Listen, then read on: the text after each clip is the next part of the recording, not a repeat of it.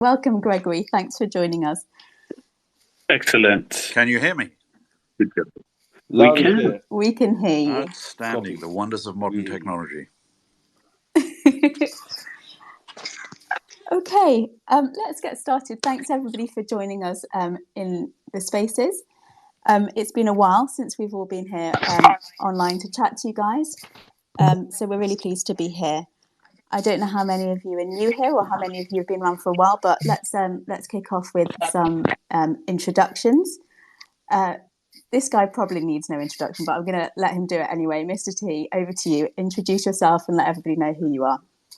Micky Watkins, CEO of World Mobile, responsible, loyal to the cause, and making it happen, connecting the unconnected. That's the one. Thank you. And Alan's here as well today. Hi everybody, Alan Omnet, Chief Operating Officer. Micky has a great vision and it's my job to deliver and make sure it happens. And I'm always here if anybody has any questions about what we're doing, how we're doing it, and planning and deploying and anything to do with regulations and all the fun stuff, then let me know. Thanks so much, Alan. And we've got Nick with us today as well. Nick, would you like to introduce yourself?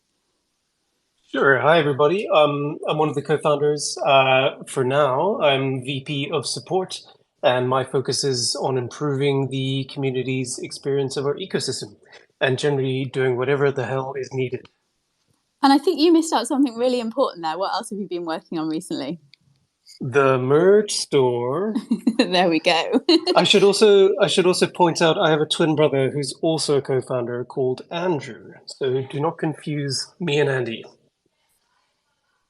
And they are identical twins. It is really tricky to tell them apart. First-hand experience. And who else have we got? We've got Antonio. Again, probably needs no introduction, but Antonio, say hi. Hi, how you doing? Antonio Hernandez, CTO and co-founder as well. And I'm the guy that gets all the wins. And especially when Micky promises something, I'm the one saying, damn, I need to provide. Thanks, Antonio. 50? 51 community advisor, Earth node operator. Most of you probably have seen me trolling around crypto Twitter for several years through the Cardano community and other places. Thanks, 50. And last but not least, Gregory. Hi, everybody. I'm Gregory Gottlieb. I'm Mr. Helium. I'm the person who puts those big aerostats up there for everybody around here. Happy to be joining you. Thank you so much. Thanks, Gregory. It's wonderful to have you here. And I've just heard that we've had our first merch store purchase. Nick, is that right? We've had 3. Hey! Good stuff. Cool. Well, with that, would you like to tell us a little bit more about what's happening with the merch store? Yeah, absolutely. We have been working on the merch store for a very long time, so that our community can enjoy the brand and display it with pride. It's taken us a little longer than we expected. We did engage with a company, and the merch we were supplied was not up to scratch. We didn't think it would justify what the community wanted, so we had to start from the very beginning. And now it's live. We have all sorts of great products, from hoodies to t-shirts to caps to some accessories. And we are hoping to get some great feedback from the community to see what else we can provide. And we're more than happy to take suggestions. Absolutely. Yeah, your feedback's going to be super important to make sure that we're doing all of the things that you want to see. But does this mean that we're now going to see the end of the when merch meme? I'm going to be really sad to see it go. I'm very happy it's going to disappear. Thank you so much, Nick. There's also a quick shout out launch discount as well, right? Today. I think, for the merch store, and might last a while, an unknown amount of time. But there is a 10% launch discount on the merch store.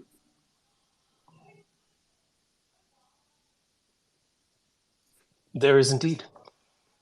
And I think Alan was about to shout out. We've had some great help from some of the team, especially Dorina and Einars. They've been a really big help getting the merch store over the line.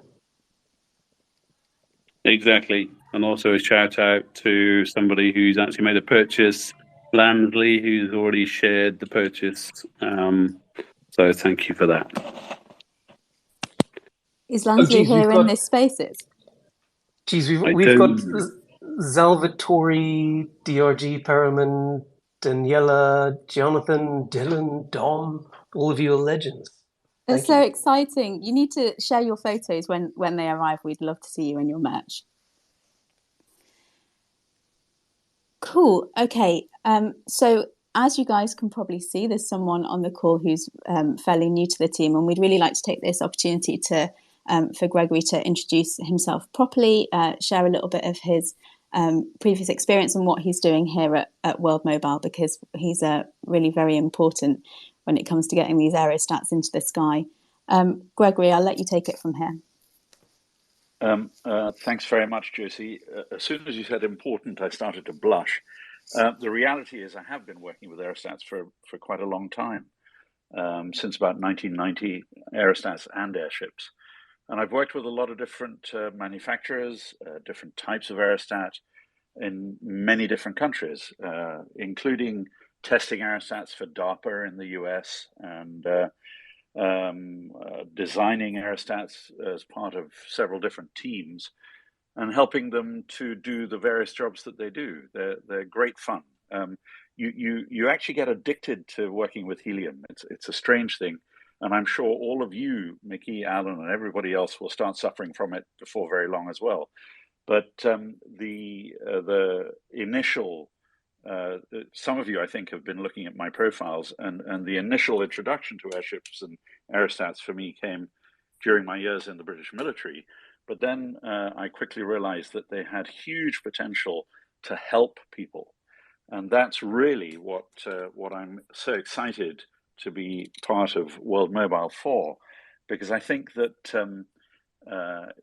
what we're trying to do with aerostats is something very special indeed, and I'm really looking forward to developing this and working with you all to make it happen and to connect the unconnected. It's amazing, Gregory. The same for you. We've become very close friends in the short amount of time, and you really do know your stuff. What about some of the other experiences that you've had with aerostats? I think the community would love to hear that. Well, it's difficult to know where to begin. I've operated aerostats in the UK, in the US, in Saudi Arabia. I worked with the Saudi government on aerostat development. I've been here in the UAE for about 18 years. And I originally came here to work on aerostats, and I've done lots of different things since then. But aerostats are around the world in lots of places that you wouldn't imagine. And together with their cousins, manned airships, they're having a bit of a renaissance at the moment. And I'm on the technical committee, the Light and Air Systems Technical Committee of the American Institute of Aeronautics and Astronautics, which I used to chair.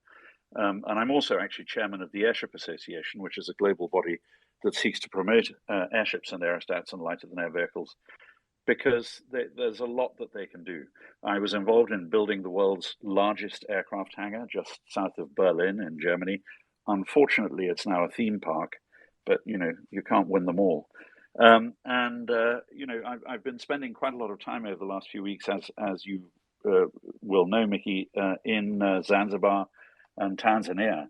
And, it's fantastic to see the first ever aerostats coming to Africa, to East Africa, rather. There have been a few up in the Arab part of Africa, but not in East Africa. And so it's been interesting to see how that's evolving. And we're going to be doing some amazing things with aerostats as we move forward. So, can you actually tell us a little bit?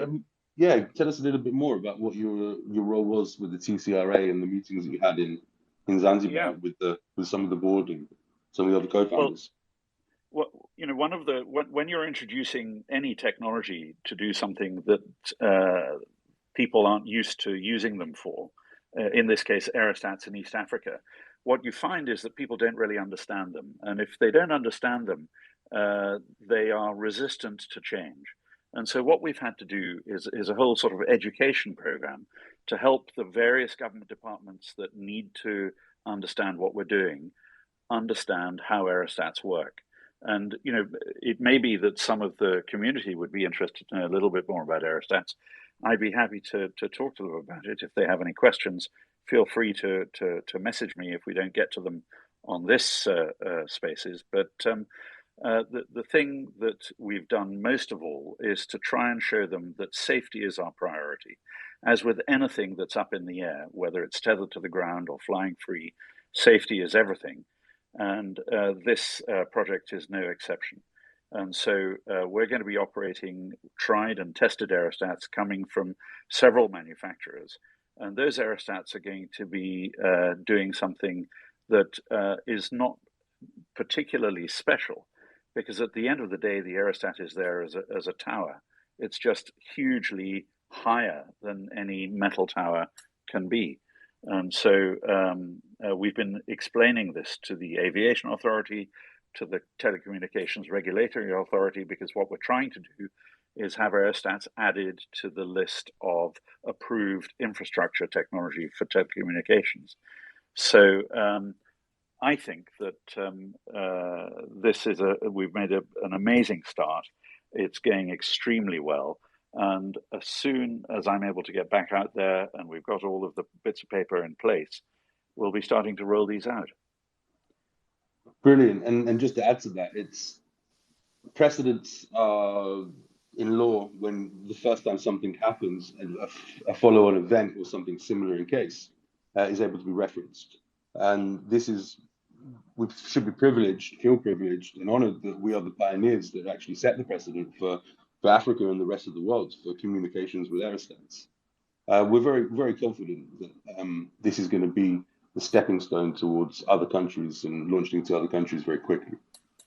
So thank you very much for your work. Well, Gregory. Micky, before I go, if anybody wants to see me rather than just hear me, I do have a movie in the cinemas at the moment in the Middle East. Which some of our listeners might be interested to know, as well as doing aerostats and airships and stuff like that. I'm also an actor and voice artist, and so I've got a couple of audiobooks out, and I'm hoping, Micky, that you're going to ask me to narrate some of the videos that we do, because I would love to be able to do that for you.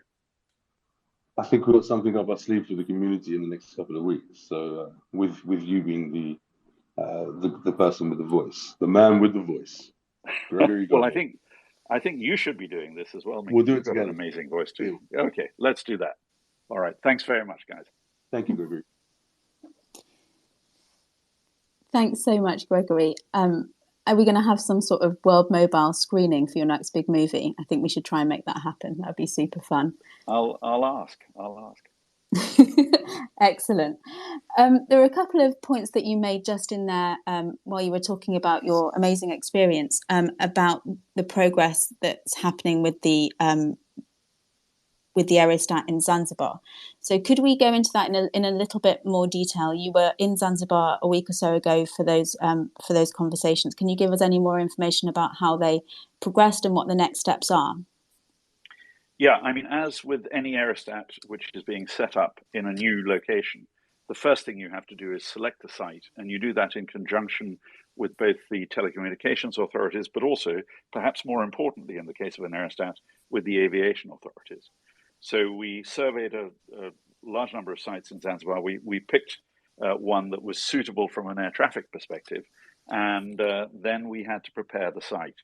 And so having prepared the site, we invited a number of local government officials to come and see the site. And then the next stage, which is what happened last week, is that we went to brief all of the various government ministries that might have an interest in what we're doing. And you know, in fairness, nobody who hasn't worked with an aerostat before will fully understand that we have a very limited mission. We're doing communications. That's pretty much it. And so we had people like the Defense Ministry, we had the Telecommunications Ministry, we had the Aviation Authority, but also several other ministries, come and hear what we had to say about what it is that we're trying to do. And we were able to brief them at working level on everything we're planning, how we're able to confirm that the Aerostat is safe, that the Aerostat will provide huge benefits to telecommunications over traditional towers. And now that that has been done, we have some more work to do at ministerial level, which is underway at the moment. I don't speak Swahili, so I can't do that bit. Well, not yet anyway. And so I'm, very much looking forward to the next steps and taking it further. Yeah, there's a huge amount of work that has gone into laying the foundations for what will be, the pioneer and launch of the Aerostat. There's been so many people involved in the deployment on the ground. It's something that, as Gregory said, this is something that people, they're very interested in, they want to learn about it, and they want to see how it can make a big difference. Where we're at is, there's a lot of presentation of the facts and information, and Gregory and the team that met with all of the local parties have done an incredible job. Now, in terms of, the big question that people, I'm sure, will be asking in about 10 minutes time or 5 minutes is when's it going to be launched? Things are looking positive. We can't, speak about the internal machinations of government departments, but what we can say is that, it's a very positive set of sessions. We believe we've answered, all the questions, and things are looking extremely good for, deployment. But it's not something that we can put a date on because it's, in the hands of officials and regulators. And Alan, we've also got a parallel, Gregory and Alan, we've got a parallel launch happening as well in the United States of America. How's that going, Alan? So there is actually the second balloon has been through the first phase of testing. We've seen the pictures of the balloon being inflated, and preparation is underway.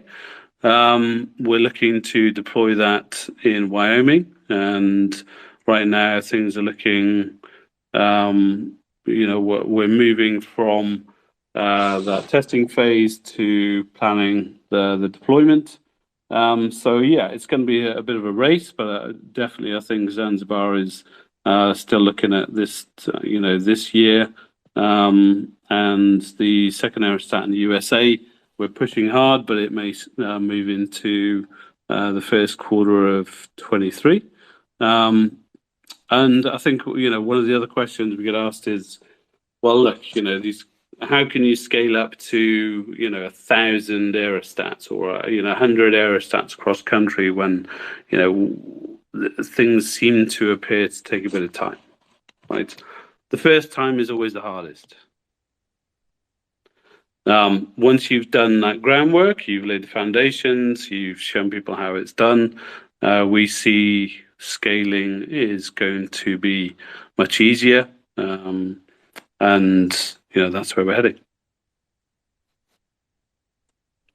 Alan, if I could step in there briefly, I think that it might be of worthwhile mentioning that the two aerostats, the one in Zanzibar and the one in the US, are actually different aerostats from different manufacturers. And this is one of the ways in which scaling up is going to be possible.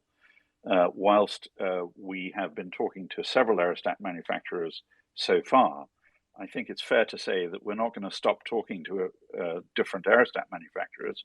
We will carefully select the right aerostats for the places where we're going to deploy them. But one of the ways in which we can roll out our aerostat deployment rapidly is by sourcing them from around the world. And that's what we're already doing. Absolutely. I think, a lot of people in the industry, they've missed a trick in terms of the space and the capability of an aerostat. The whole industry has been focused on ground infrastructure, on buildings and towers. But here we have something that is incredibly flexible and has the height advantage. The other set of the industry is looking at satellites, whether it's LEOs, MEOs, GEOs, it's looking upwards. And in between is this really lovely space, the space where you do get the range, but you also get this unique position that the rest of the industry is ignoring. Yeah, and it's also should be remembered that the aerostats are the next 2, 3, 4, 5 years of our journey as the majority of the infrastructure that will go out there to build this huge global mobile network. But the same technology that we're building for the aerostats, the long range radios, the dynamic network, actually is also being built for stratospheric, right? 20,000 meters is also a beautiful height that no one's really mastered yet. And that's because there's not cheap enough airships that will go up and be stationary, and there's loads of regulation and laws. But over the next 2, 3, 4 years, and we have partnerships, relationships with manufacturers that are building this stuff, we'll just take that same payload, and all of a sudden one aerostat or one airship sat at 20,000 meters, stationary, self-stationary, can reach 600, 700, 800 kilometers of range. So you're not needing hundreds and hundreds and hundreds and hundreds and hundreds consistently. You're going to be able to advance this technology, and we're working on the payloads right now that's going to go on that payload in the stratosphere as well. So I think we've talked a lot about aerostats, and I think it'd be good. Back to you, Josie. I think the rest of the Twitter spaces have probably got a lot of questions, but I'd be interested if you have a few questions we've already received from the community you want to share. Let's have a look and see, because I know that there were a few specifically about the aerostats. So we've talked about the launch. We've spoken about the growth and how we're going to scale that up. Okay, here's a good one. Can aerostats have a specific design with sponsors, or should they blend naturally into the landscape? They can have a specific design. Obviously, the least weight you put on them, the better. But some decal doesn't take that much weight. We haven't experienced with making them blend into the landscape. I think that's a little bit futuristic, but definitely we're talking about making sure that we're culturally aware, and we're definitely going to make this a site that people will enjoy to see and can connect with and can literally connect with. Absolutely. And while we're talking about what's happening in Wyoming, there's some more testing going on there at the moment. And obviously, Micky, you got back from there a couple of weeks ago. Do you have any stories to share with us from your time in Wyoming? So we're building a private 5G network at Charles's Ranch. And then at the end of this year, the beginning of next year, we'll be laying down the other aerostat. And the other aerostat Wyoming's very interesting because lots of flat land as well. So you can get huge amounts of range. So then we'll be laying down the aerostat, inviting all the mobile network operators to see what we've done and how we've done it. Also the senators, also some government officials, and taking it to the next level. The importance of rolling out in Africa is just as important also to roll out in the USA, because the Western world has fundamental issues with connectivity. Africa is a massive opportunity, the least connected people as a continent on the planet. And we're there, but these aerostats, the same tech that we're using on the payload in Zanzibar, in Tanzania, in Kenya, is the same tech that we'll be using anywhere else in the world.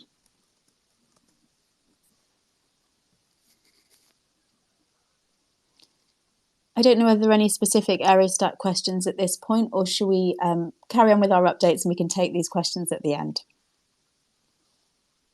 Put your hands up, you've got 10 seconds.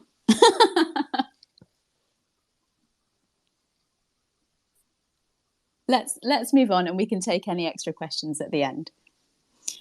Okay, so I know this is something that a lot of you in the community have been waiting for an update on. We're really aware of that, and we're really listening to what you all have been saying. So I'm going to hand over to Micky and Alan and Antonio to give you a bit of an update on our roadmap. So we wanted to make sure that the roadmap is something that everybody can follow. It's so important that we're aligned as a community, as a project, because together we're unstoppable. And this is something that I've been saying for a long time. So this week, there will be a new roadmap updated. And I'll pass you over to Antonio, who will tell you the structure of that roadmap and maybe give you a teaser. Okay, so what we have done is to having in mind all the new things that were not included in the original roadmap. We have made a roadmap segregated by quarters, so you can know what to expect on each one of the following 4 quarters, and it's focused in saying the high level product releases that are going to happen and some of the key features and key experiments and researches that we're doing as well. So it includes a little bit of everything. But the question about the roadmap that I get the most is when testnet, and it's going to be in this quarter. So before the end of the year, you will have the testnet. Is there any other teaser that you want me to do? I think in a few days everyone can see for themselves, and it's going to be exciting to be aligned again to make sure that you know that we're transparent and that we're achieving this. I mean, we're moving faster than any other mobile carrier, mobile network in history, and we're planning to cover more space than any other mobile network operator in history. If you take Vodafone, I think it's in between 400 and 500 million users. This is something that we're aiming for, genuinely. And we're aiming to get that in 2-3 years. So yeah, it's exciting to get this roadmap. It's going to be exciting to be aligned, and thank you very much for your patience. Yeah, I just want to mention one little thing, and it's this roadmap. It's including what we think it's important for you to know, but we also have 1,000 more things that are happening concurrently. Yeah. So when we were working on the roadmap, we had to filter all the internal information that's really important, but not so for a public roadmap, because it would get too difficult and too tricky to communicate everything and make it understandable. So this is the high level roadmap. Yeah, is happening under the hood is thousands of things for each entry in the public roadmap. Yeah, there'll be some surprises, some good surprises along the way, things that we haven't put in the roadmap that we think will come out. And there's things that we can't put in the roadmap because of regulatory stuff. A lot of the times when we don't have answers for the community is because we're waiting to get the permission from the regulator. We want to be a network, again, like I said, that connects 1 billion people, maybe even more. And it is possible with people powered. But in order to do so, you have to abide by regulation. Otherwise, one mistake can stop the whole operation. So it's something that we make sure that we take very seriously when we communicate. And I think you're going to like the roadmap. And I think we all agree that it's something that, is dynamic and it is constantly changing as we evolve. But we absolutely will make sure that it's updated more frequently and that you guys are all kept in the loop on those changes as soon as we can communicate them. Yeah, I mean, I think as an example, one of the things that we were asked for was the regular development updates and the regular deployment updates. That's something we listened to, and we've kind of put that in place, and we keep those updated. And we hope to have the same structure with the product roadmap. That now you have that structure, and it's easier to keep that up to date with the areas that people are interested in.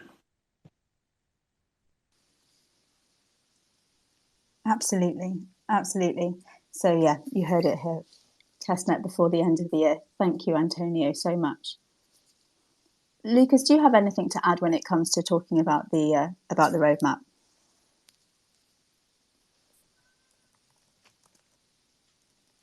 Nothing that Antonio's going to want to answer currently. I think we'll wait for the roadmap to drop, and then I'll hit him with the questions. Yeah, Antonio, I think you're going to have to do an AMA after the roadmap's posted.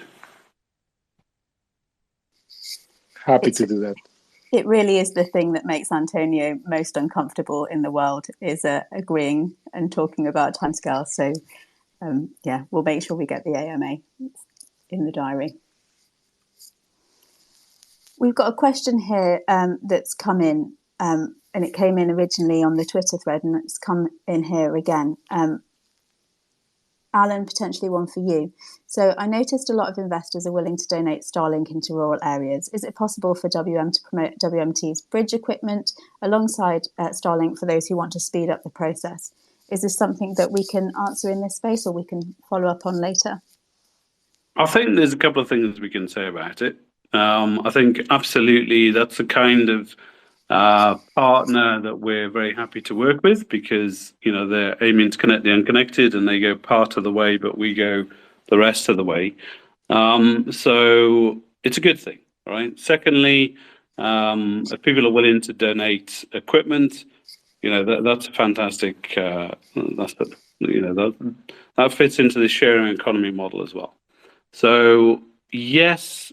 It sounds like a good thing. Yes, the Starlink equipment is actually very good in many places and solves the problem in many places. Yes, our equipment does work with that. We've already done work and trials with that type of solution. And maybe shortly you'll see something demonstrating that. So yeah, it's a good idea. Thanks, Alan.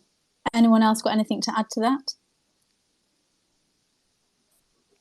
Well, mobile eventually will be a plug-and-play solution for all types of low Earth orbit providers or backhaul providers or whatever technology comes out. It's this is a solution for the end mile that we're creating, or the end miles, I should say, because it covers a huge amount of distance. But absolutely, this I'm not too sure about the donation side. That's something we haven't thought about. But speeding up people's ability to be able to build mobile networks in their country. That's why we're working with people like Starlink and other low Earth orbit satellite providers. Absolutely. Yeah. One thing that we haven't touched on yet in the AMA today or the spaces today is around air nodes. Micky, could you give us an update on where we are with the air nodes? We've had a couple of questions on Twitter earlier today about the pricing and about the how the air node reservation site's going to work. Can you give us an update on where we are with that, please? So there's a website that's coming out.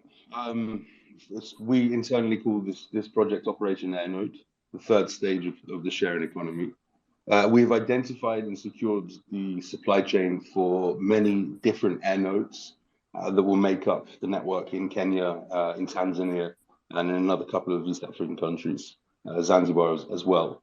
The air nodes are going to be priced between 1,000. This is not the final pricing, but approximately $1,000 for the lowest model of air nodes, around $10,000 for the village air node, including the solar panels, the batteries, the full works, and then around $40,000 for the nodes that connect all the village nodes, the third set of nodes. And then, of course, I think I've mentioned the Aerostat itself is around $1.6 million.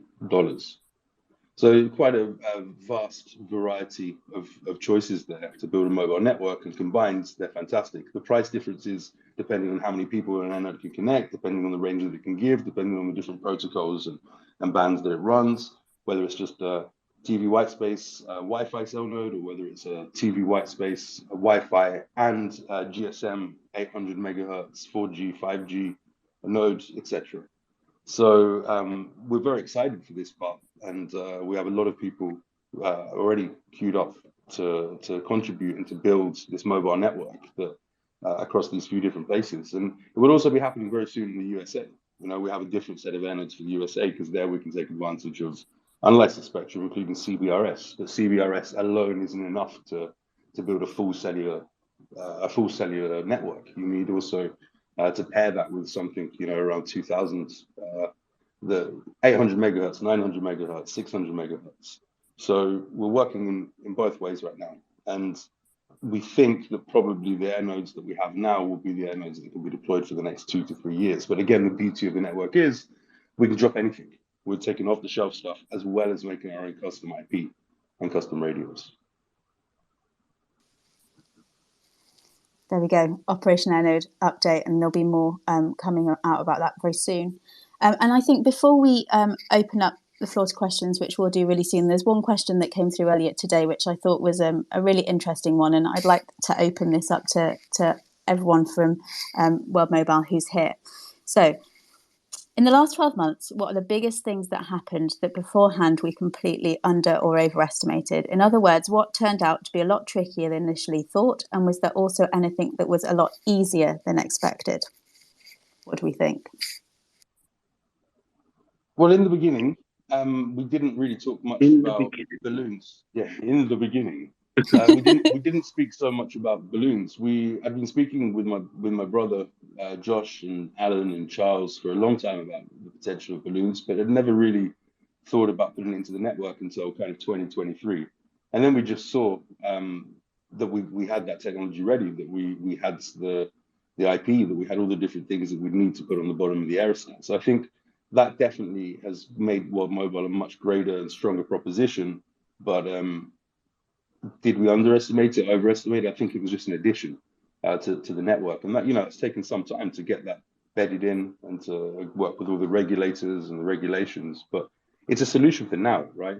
If you look at the low Earth orbit satellites, everything else out there, it's not a solution for now. It's a solution for the future, and then they don't even know if it's going to be a solution. But at 300 meters, 1,000 meters, you can provide a solution. But by the end of this year, the beginning of next year, we'll be the first to show that in a commercial sense, B2B, B2C, than anybody else has ever done before. But other people have done disaster relief, other people have done specialized communications for the military, but nobody's done it B2B, B2C.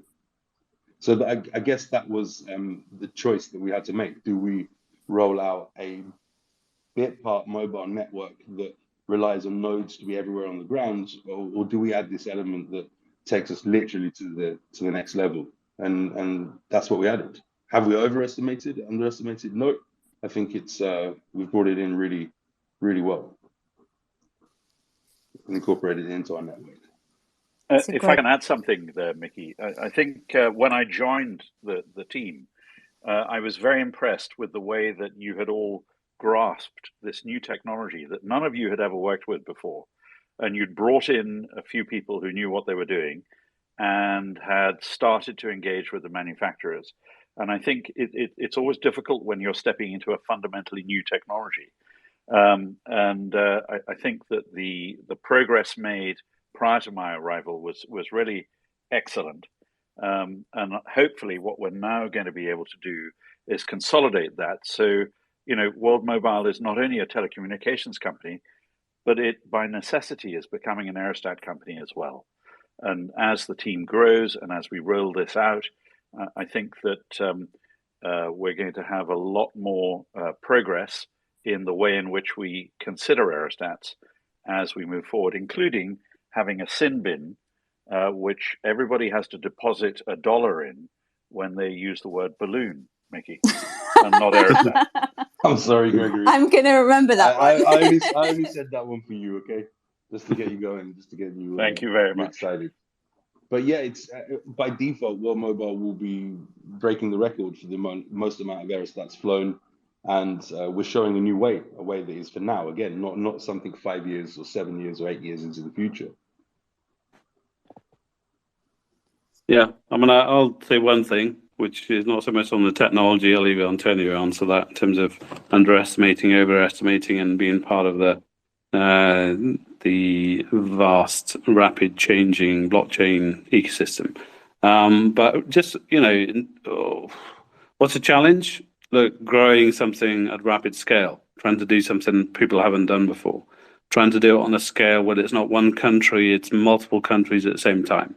It's a big challenge, but you just keep on, you keep going, you face the challenges, and what's been great is the team.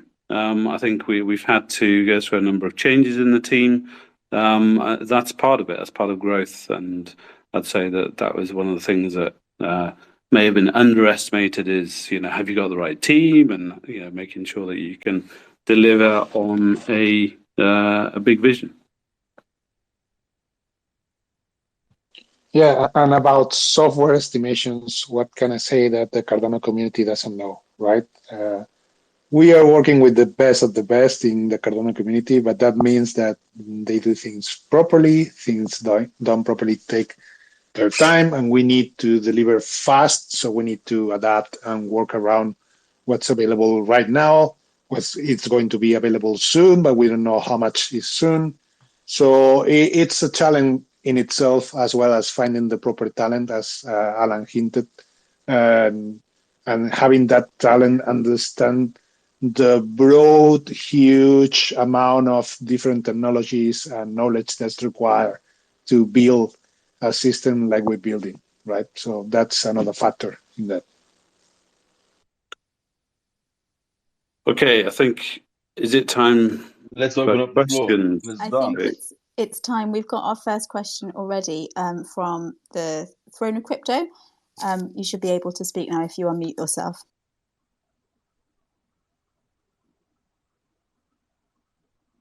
So did I put my hand up? Well, I would actually like to know what you're going to do in Nigeria. So, the first thing that we've done is we have established a company. We also have our first license, so we're able to operate. And we see that as a very key market for us. There are a lot of things falling into place in Nigeria. There's a lot of things like the dynamic spectrum capability with TV white spaces is commercially permitted in Nigeria. So we see it as a huge potential. It's one of our key markets where we're looking at actively and putting in not just plans, but putting in a team to build that as one of our key destinations. Okay, fantastic. When might that be available? We're hoping for next year to roll out into a lot of different countries, including Nigeria. We were just in Dubai a couple of weeks ago, or 10 days ago, meeting with an entity that has a need for World Mobile. They can't compete with the existing mobile network operators. They can't get to these huge amounts of signals, but they do have the assets. So it's really not about us coming in and just buying spectrum and coming into the marketplace and saying, okay, well, we're just going to buy spectrum. We're going to come in. We're going to do it like everybody else did, because there's no end to that. Spectrum is a national resource. It's very expensive. Now there's about $1 trillion worth of spectrum that's unused. It could be more, it could be slightly less, but it could also be a lot more. That's been held onto by mobile network operators as an asset, and they simply can't utilize that asset. So they're looking for companies like World Mobile. So we've come into the space right now and telling them, look, this is what we can do for you. And they say, wow. So with stuff we can't talk about, but it's definitely happening behind the scenes as soon as possible. Okay, thank you very much. Thank you. Do we have anyone else who'd like to ask a question?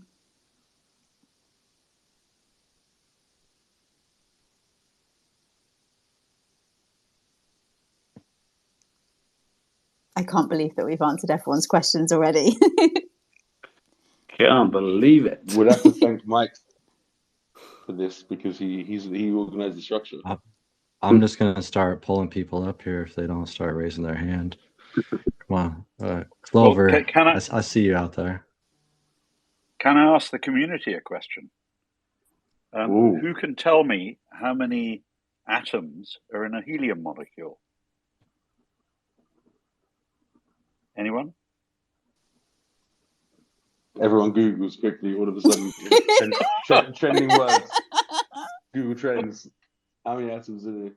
Okay, so we have Clover, who has requested. And we also have The King is Coming, Throne of Crypto.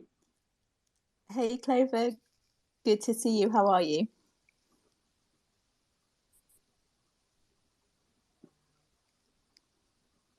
Are you there? I think he's quit accidentally. Yeah, no, he's there. He took his Oh, hi. Muted. speaker. Can you guys hear me? Okay, he's back on. Yeah, we hear you. Yeah. Hi, everyone. I just want to thank everyone for putting the space together. So far, has answered a lot of community questions. I don't really have a question per se. I just wanted to come up and just thank everyone and say that we all appreciate your hard work and all the hours you guys are putting in to this. And also, I just wanted to congrat everyone on the merch store as well. And yeah, that's all I wanted to say. Yeah, Thanks, Chloe. no, I really appreciate it. Yeah, I appreciate your support as well, man. I look at all the tweets. I take time every single day to see the community, and you're one of the leading guys that is retweeting and liking and making content. So very much appreciate that. Thank you, appreciate it. And I must say, Clover, when I met you in Austin, you made my weekend because all your appreciation, all your kindness. When you are in your dungeon developing so many hours a day, receiving that kind of appreciation is really helpful. Yeah, for sure. Is it done yet, Antonio? I have the wolf barking now. Oh, one thing I wanted to add. I was looking at the merch store today, and I wanted to just throw in a suggestion if you guys can add some kids' clothing, because my daughter would love to be dripping in some World Mobile swag. Like, okay, I agree. Nick. I've got 2 kids that would like to as well. Nick. On it. Nick, VP support, VP. one kids' clothing. I'm just going to say, Nick doesn't get much exposure, Nick Soper, but he's a G, right? I've known Nick for as long as I've known Andy. I think a little bit longer, actually, a week longer. We were at university together. Nick used to help me a lot to do stuff. I used to help Nick a lot to do stuff. Actually, make cheap phone calls to South Africa, I think was something that maybe even free it was sometime. And yeah. He's a legend, he fills in 3, 4, 5 roles. He's also very experienced with ISPs, runs a big ISP in South Africa as a business that he's a partner in, but is dedicated to World Mobile 24/7.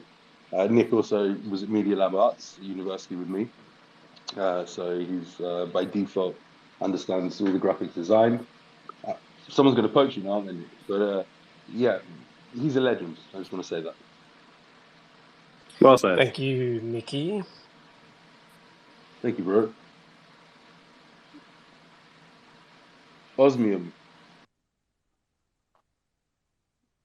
What up? Osmium, I believe you're next.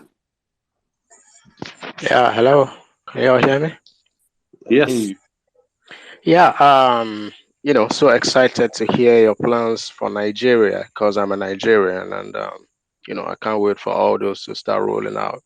I got few question about the ads node. I was in the community and I was told there would be 1,000 ads nodes for the foreseeable future, and Yes, all of correct. them are reserved, already. I don't know, but does that mean if you don't have it reserved, that's it? You can't have an ad node anymore? Okay, I'll tell you there's 2 things to say about that. Number one is there are times when people decide not to run an Earth node. Okay, there's not many, but it does happen. And when it happens, previously we did the Earth node auction, so we were able to offer those to the community. That's the first thing. It does happen, and I'm sure in the future there'll be some Earth node operators that decide, that they are unable to or choose not to. But the second thing is, what is going to be very interesting is the Earthnode NFT distribution. So once the Earthnode NFTs are created, then the next step from that is that you can consider they become transferable in a way, as an NFT owner, if somebody then choose to pass that capability on to somebody else, that is something that we are looking at. So yes, I think there's a couple of possibilities in the future, and also as the network grows. When you have 100 million users, how many Earth nodes are we going to need? So, and that's something that we set out in a white paper, that it would be up to the Earth node operators to vote to say whether that's expanded to more Earth nodes. So there you go. There's three possibilities. Okay, so the NFTs also provide some capability and some incentives, just like the F notes. Or what are you trying to point out? I don't quite get that. So the current Earth node operators, what's going to happen is we're going to transition to the Earth node operators will receive an Earth node NFT. Okay. At the moment, you can't transfer that ownership to anybody else. Once you are an Earth node operator, that's it. With the launch of an Earth node NFT, you then have that capability that possibly you can transfer that ownership to someone else, or sell that in the marketplace. Oh, I get it now. I get it. Whoa, that's a huge one. Thank you. No worries. Okay, I think we have somebody else up for a question. We have David. David. Yeah, good day, everyone. Again, a huge thank you for all the hope you bring to this world. And I've conveyed this through a couple of tweets already, but it's never going to be enough, I think, to say that all the team, Mr. T, Antonio, Gregory, Nicolas, and everyone is doing an awesome job. Literally changing the face of this world. So huge thank you. My question was more around whether we've had already some pushback, or if there is considerations around the safety of the signals we're transmitting. We can see that some communities are quite upset around 5G and the medical safety around that. So have we had some pushback? Do we actually carefully consider this while rolling out? Thank you. Yeah, I mean, absolutely. We're going to stay within, guidelines, EIRP, radiation limits that are set by regulators across the world. In different countries have different limits that they would expect you to stay within. Okay, so first thing is, absolutely, we stick to regulations with any kind of radiation of equipment. Secondly, the equipment we use will always be type approved. So if it's in a country, it's been through the proper process. Thirdly, in terms of 5G, if you look at Africa, 5G is not the solution for connecting the unconnected today. Okay. We need to be delivering affordable internet connectivity. So for the folks in Africa, 5G is on the roadmap, but it's, you've got the power that it uses on devices. It's not a practical solution for addressing the key issue of connecting the unconnected. In other markets, 5G is just part of the stack. Yeah. Whether it's USA or other countries, 5G is becoming part of the adopted way to deliver internet. Yes, look, there's a debate. There's a debate in the world about 5G radiation, but as I said, we'll always ensure that we're within guidelines, and our focus is in other areas in Africa.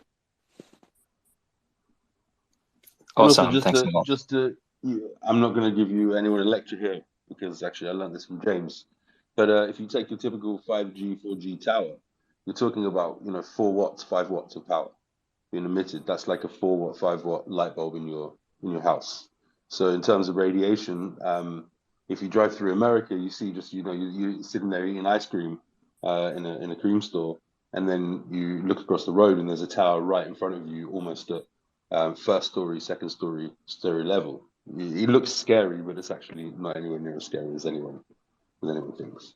I think the other thing to bear in mind, and this is again another fact that one of our co-founders, James Tagg, has talked about in one of his recent speaker sessions.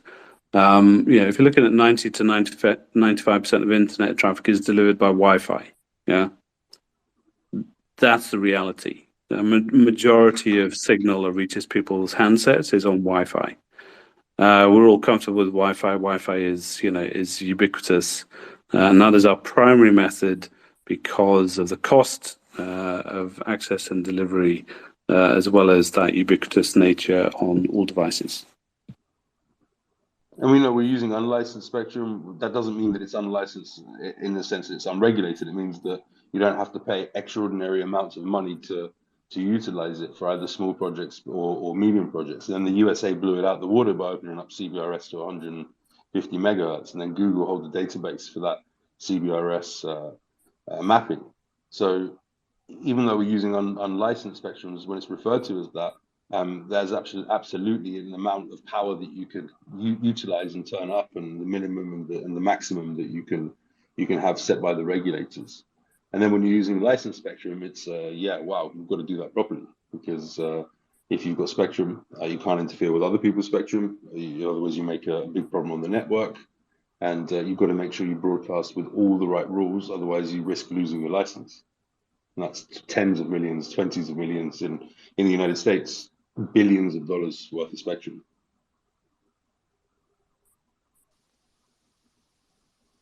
Thank you, David. Great to hear. I appreciate your posts as well, your tweets. Great, thanks for the question. I think, is it Dean that's next? Good evening. Good evening. I was going to ask about the United Kingdom. Do you feel we could ever get an Aerostat to fly in the United Kingdom? Definitely. I've flown Aerostats in the United Kingdom, so absolutely you can. Yeah. Are those hot air balloons, or are we talking telecommunications? No, not telecommunications, but helium balloons.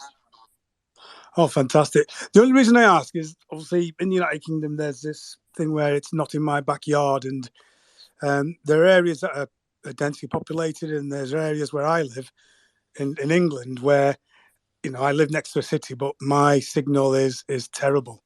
So do you think planning permission is something that you guys can get around? We're going after it, right? That's why we moved into the USA, so that we can show the Western world what we can do. Africa again is the biggest need for this, and not because of the people, but because of the quantity of people that need internet and the age of the continent. But that's no reason to say that it's we're not coming into the UK as well. And I mean, if you look at was it last week where the Shetland Islands got cut off from any sort of internet access, it was kind of clearly an opportunity to deploy an Aerostat. Yeah, it's like fiber connectivity down. How long is it going to take to repair? So one, is it practical? Yes. Two, do the regulations allow it? As Gregory said, he's already deployed Aerostats in certain scenarios before. Three, are there areas where it would make sense? Yes, absolutely. Is it on our roadmap? I'm not going to say no. Yeah, but I'm not going to say yes, because you're going to say, right, you said it's on the roadmap. When's it coming? So yes, it's definitely something that as we scale up and deploy areas, different size Aerostats will have different applications, and yeah, for sure, it's I lived in Kent. I'm from South Wales originally, so I know the pain points of connectivity in the UK as well as in Africa. So yeah. I appreciate your answers. Thank you very much. Cheers, Dean.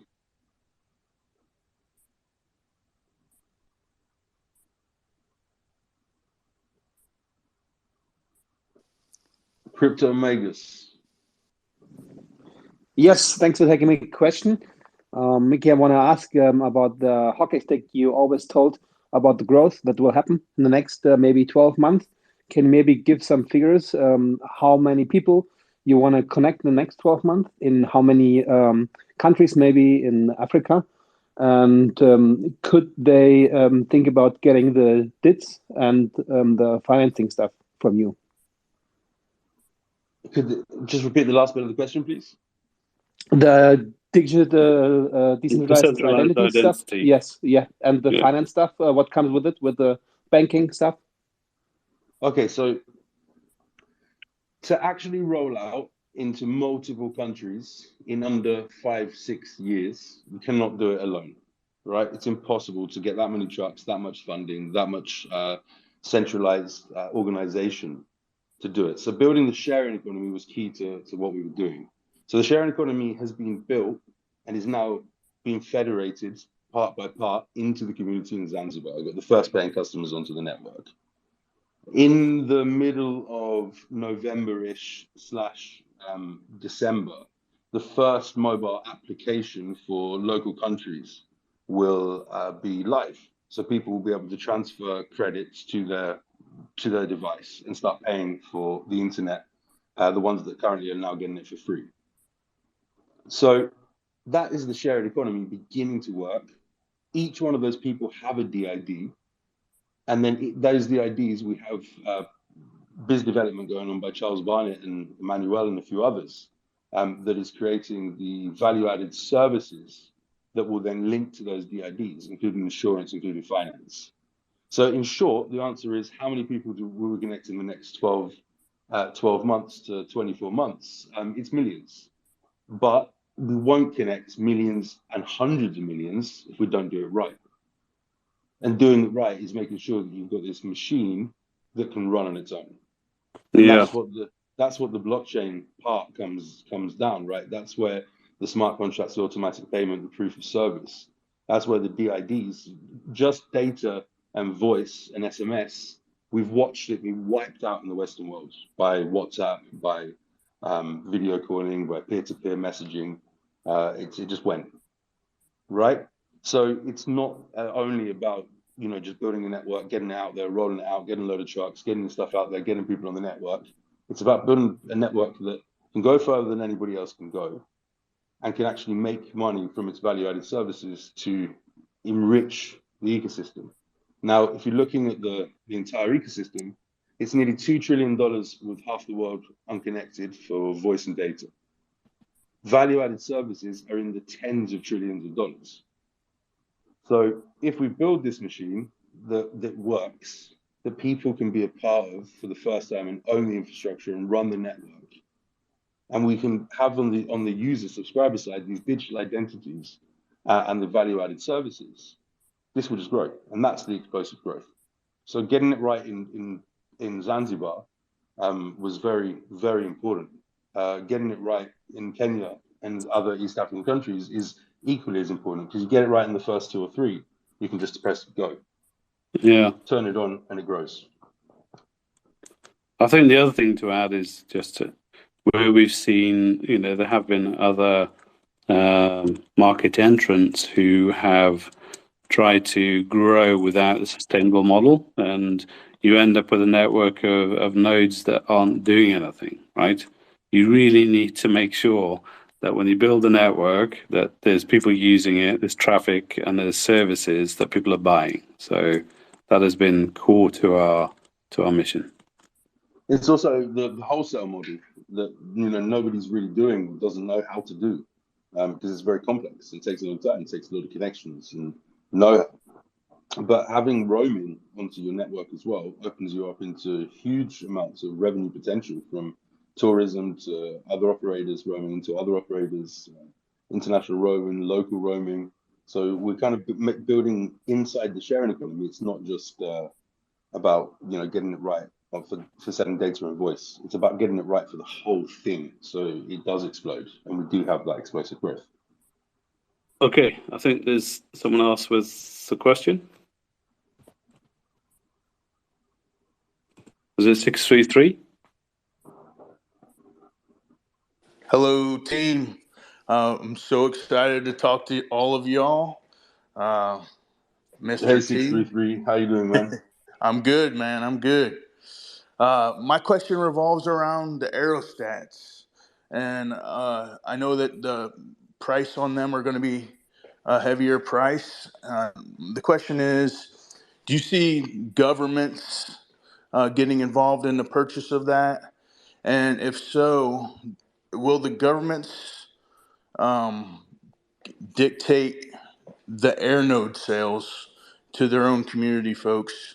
And does that eliminate, or does it still include earth node operators to be involved in that? If governments were buying aerostats, it wouldn't be for communications because they're not telecom companies. So they would be buying them for defense and for observation and for other things. So they will not buy aerostats from us. But what would happen is that they're looking for solutions to connect the unconnected. So they would definitely support and subsidize, just as they have with Starlink and others, the purchase of aerostats in order to build out a mobile network to connect rural areas that are unconnected. And we're seeing that right now. We're seeing a lot of governments with interest to support the rollout in one way or another, whether it's sharing spectrum or whether it's granting us with licenses, whether it's giving us asking us for a quote for what we need to put down as infrastructure. But they won't own part of the network. The network is reserved for the people. That's awesome.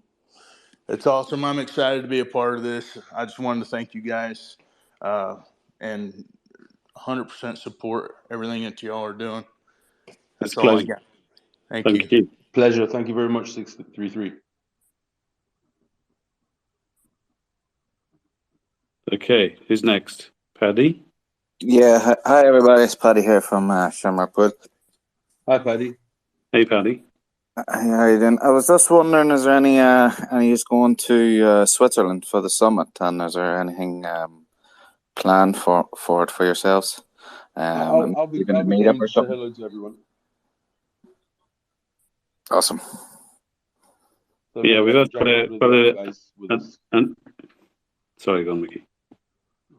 Yeah, I think we were just about to say that we've got the next 6 months shut down pretty much, where we're going to be focused on everything that we're building as opposed to traveling. But rather than us, usually we turn up for events as a 20-person team, and we really, really enjoy those events.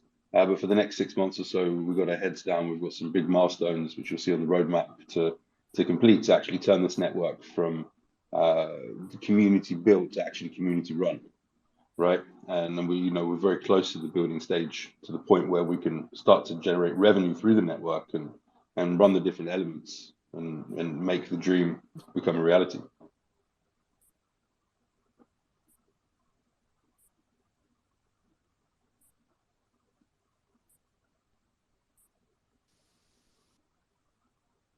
Anything else, Paddy? No, that's grand, mate. That's grand. I'll chat to some of you in the Telegram and try and get a meetup going when I'm there. Okay, brilliant. Perfect. So I'll give Josie will put out something to the community, or I will, once I know which dates I'm going to be there, where I'm going to be there, and I'd love to meet with all of you. That sounds like a great idea. Dead on, brilliant. Thanks, Paddy. Do we have any other questions out there? Oh, we do.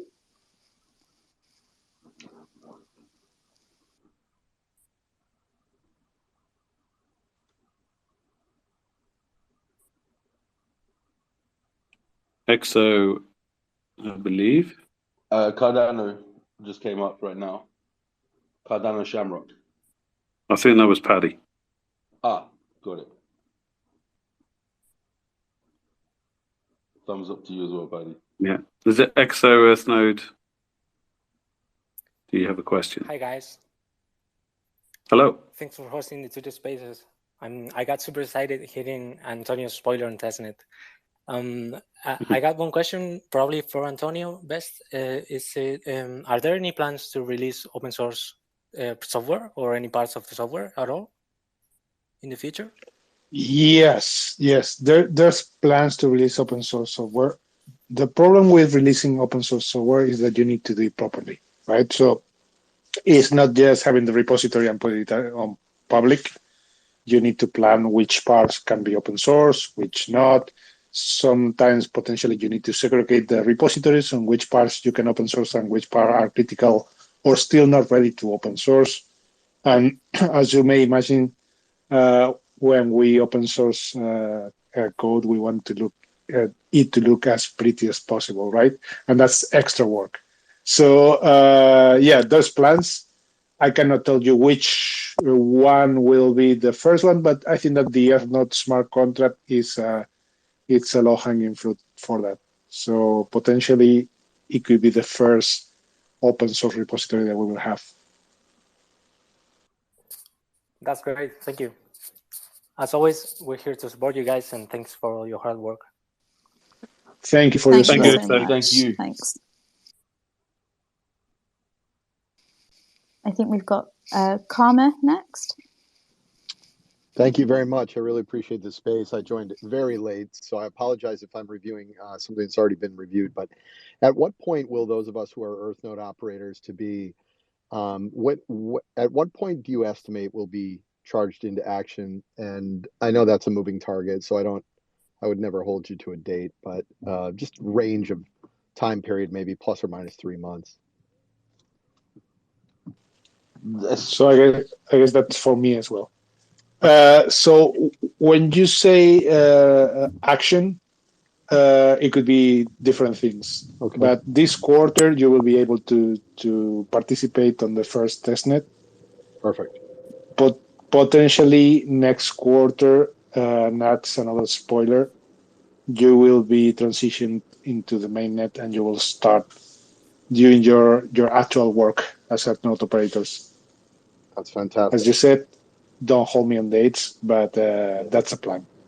No, that's great, Antonio. And I think maybe I can speak for a few of us that if there are other ways that we can help you infrastructure-wise, there's some of us that have decades, as you guys do, in your areas of expertise, decades of peer-to-peer or other types of network distributed systems work that we could probably lend some guidance even as we all kind of learn to run together. So if that could be, I don't want to presuppose anything, but I'm throwing it out there. You have probably 3,000 years of experience if you look across some of the top 100 I love it, man. tools. And if we can be leveraged, I live for this. Leverage us. I live for this. I'm I live for begging people you. like you. Yeah. You know, Yeah. and I don't make that up when I say together we're unstoppable, because that's the whole point. And you know, the person before this, excuse me for forgetting your name, but you said, you know, we support you. We love your support, but actually we want you to be running this network, right? That's what we're building towards, where you are a part of this network, and we're making this happen together, and we're changing the world number by number, and we'll just keep growing and growing and growing. And I live for them. You know, my dad passed away 3 days ago. I put it up on Twitter, and he passed in a World Mobile shirt. He was so proud of what we're doing, you know. And this guy was a true pirate king, and he would love people like you, Carmen. So I like that. Thank you, man. Thank you, and my condolences, of course. He was a legend. I live happy in the memories. It's very sad, but I live happy in the memories, you know. Thank you, Karma. It's great to hear that support. Do we have a question from Ada North? Hello, guys. Just want to say, especially to Mr. Telecom, great job you're doing, and yeah, condolences with your father, but you're doing so important work, all of you. My question. Thank you. My question, I'm really passionate about Philippines, and I'm wondering, is World Mobile going to roll out to this country in the future, or is this something you're considering? We're in talks. We're in talks with representatives of the government, not government officials, but they represent government officials. They flew over to meet us in Austin. We have ongoing talks right now. You know, that they need connectivity for value-added services. Right, that's what this group need it for. So there's a private entity, and we know that the government are also looking. There's a lot of islands there. Aerostats are perfect, or large street platforms are perfect. But again, these are not things that are in the roadmap, but these are things that could just pop up and surprise the community anytime. Excellent. Yeah, That's all for me. Thank you very much. I appreciate your content as well, by the way.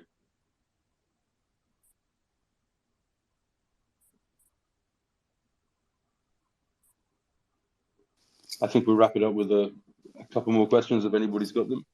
I think while we're waiting for some more questions, Lucas, there was a question from the EarthNode channel. Do you have that one to share?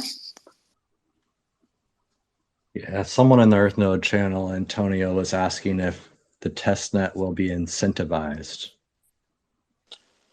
No, it won't be an incentivized testnet, but as you know, we're doing in chapters, what we call chapters, this development, and we want to quickly iterate from each testnet to its mainnet. So soon enough after the testnet, you will be incentivized in the mainnet.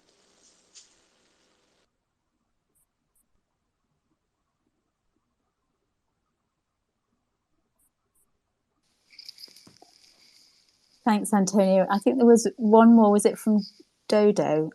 Let's have a look here. So I've got a question. My mic's not working. Sorry to hear that, Dodo. You once said that you'll have some sort of Tinder for air nodes, meaning people can fund an air node and other people will run them. Keeping the Tinder analogy, there are better looking people that more people would like him to date.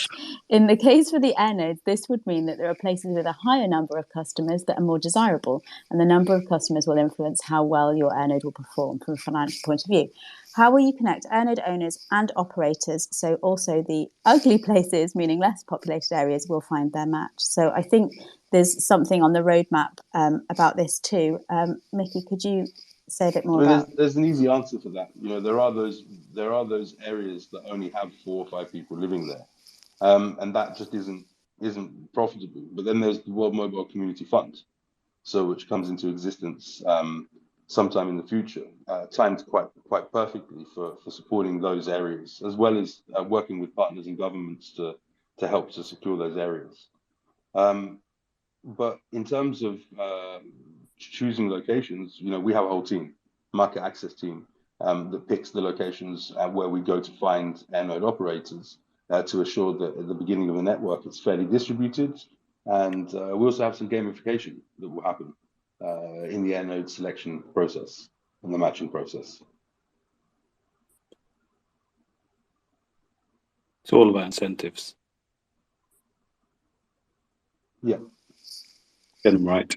And that's what I say when we're talking about the sharing economy, getting the sharing economy right. It's the whole process, right? This is part of that.